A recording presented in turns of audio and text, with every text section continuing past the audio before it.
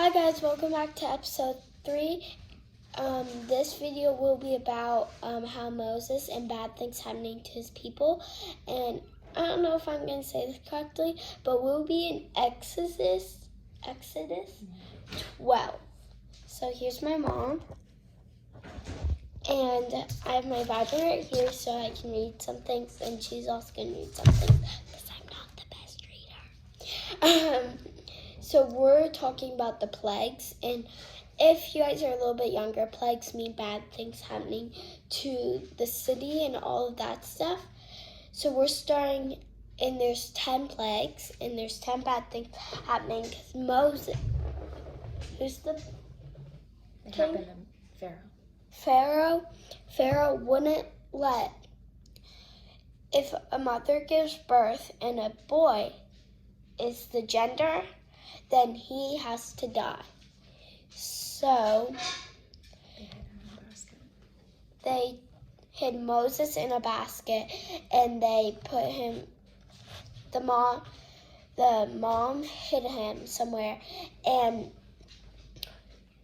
the king's daughter found the baby and carried him and kind of like adopted him and like went back to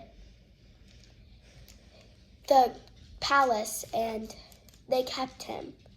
So all the firstborn babies, boys, would be all died because there's so many people, and they kept, like, the numbers kept getting higher and higher and higher, how many people were gonna be there.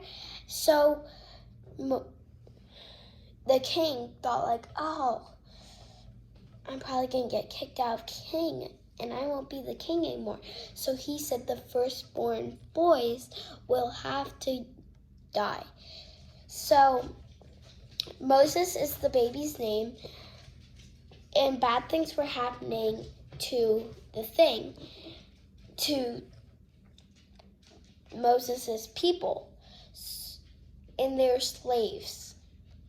So they're slaves, and Moses kept going and saying, let my people go. So I'm going to read some parts here. If you can't understand me, or if I can't really say, because I'm also not the best reader. So my mom's going to help me out here. Okay, so we're starting right down here at the Passover and the festival of unleavened bread, and we are at 7, verse 7. Mm-hmm. Okay. Then they are to strike some of the blood and put it on the house, on the side of and top of the door frame of the house where they eat the lamb. So they have to kill a lamb, then they're eating the lamb, and then they're taking the blood of the lamb. So here's the blood. So I have this picture. So they got like a branch, and here's the branch, and they would had this bowl, and they dipped it in, and they put it on the door frame of their door. So this is the lamb's blood. So they put it in there, and it dipped, and it went in there. So I have the door right here, and they took the blood, and they put it on the door frame. So here's the actual door, but here's the door frame right here. So then they took the blood, and they went around there. So that's what they did. So that's what this is mostly talking about, and bad things would not happen. So if they would put blood around their doors, this kind of tells you more about it. So I don't have to explain it, but now we're still on the Passover of the festival of unleavened bread. So we're on verse 12 now. We skipped a couple parts. I'm not reading all of that. So we're on 12, verse 12. On the same night I will pass through Egypt and strike down every firstborn of both people and animals. And I will bring judgment on all the gods of Egypt. I am the Lord. The blood will be a sign for you on the house where you are, and I will see the blood, and I will pass over you. No destructive plague will touch you when you strike Egypt. So plague also means bad things happening. I think I said that at the first. So if they would take the lamp spawn and put it around the doorway, that means it's basically saying that no harm will happen to their family. Mm-hmm. So now we're going to go over to Bible time, and let's go. Then Moses summoned all the elders of Israel and said to them, "Go at once and select the animals for your families and slaughter the Passover lamb.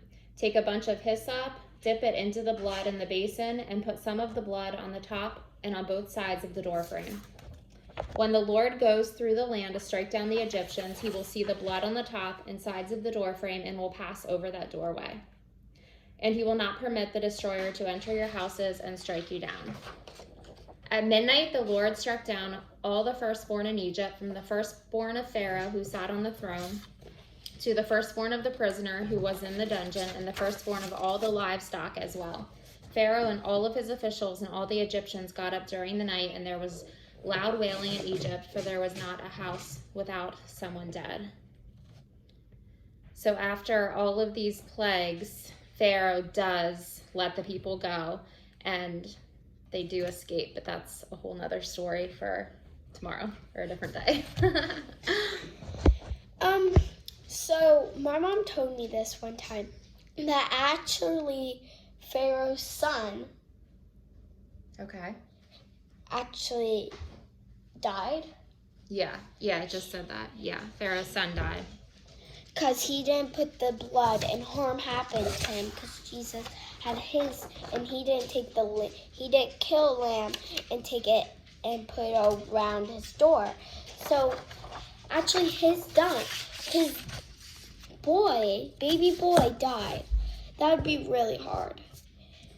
So yeah, and then later on in verse 50, it says, "All the Israelites did just what the Lord had commanded Moses and Aaron, and on that very day the Lord brought the Israelites out of Egypt by their divisions." And then after that is the crossing of the sea, which we could read tomorrow. Yeah. So God delivered his people, and God delivers us too. God will help you through the hard times and help you through the non-hard times. And God used the blood of the lamb to save the people in the Old Testament, and he used the blood of the lamb Jesus to save us in the New Testament, and to give us new life. He sent Jesus. So every time before I go to bed, me and my mom pray, and I pray about that. You'll put blood around our door. You'll put blood around our door and around our whole entire house. Mm-hmm. So it's kind of talking about this, that we'll have blood around us while we sleep. Mm-hmm. I know that sounds kind of weird, but it can actually protect you. Thank you for the blood of Jesus, right?